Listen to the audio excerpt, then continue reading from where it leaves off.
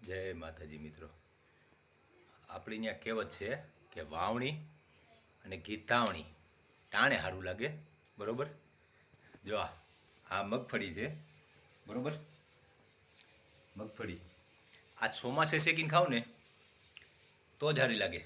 બરોબર. મગફળી શિયાળે કઈ ખાવાની હોય ખબર છે? સુકલ. બરોબર.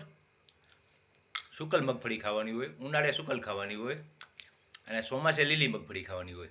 એમ જે વાતનો મુદ્દો હોય, ગમે તે વાત હોય, આપણે જે ટાણે કહીને તો સારી લાગે. બાકી મહિના પછી 2 મહિના પછી ખેતરમાં વાવણી વાવવા જાય તો એમાં તલ હારા તલ ઉગે, ખાલી તલ હરા કહેવાય. તલ ઉગે.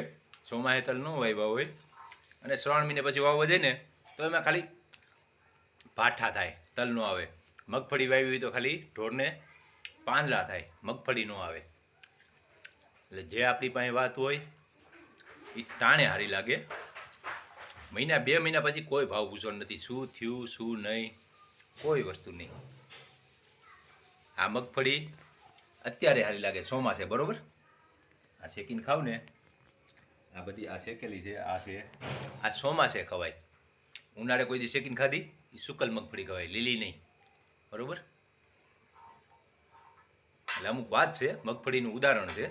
બાકી જે વાત હોય એ ટાણે સારી લાગે. પછી મહિનો વ્યો જાય, 2 મહિના વ્યો જાય, ફલાણો ભાઈ આમ હતો ને તેમ હતો ને, એનો કોઈ મતલબ રહેતો નથી. કાંઈ સમાજ કે નાયત કોઈ નવરી નથી. જે મુદ્દો હોય એ ટાણે કીધો હોય તો સારું લાગે.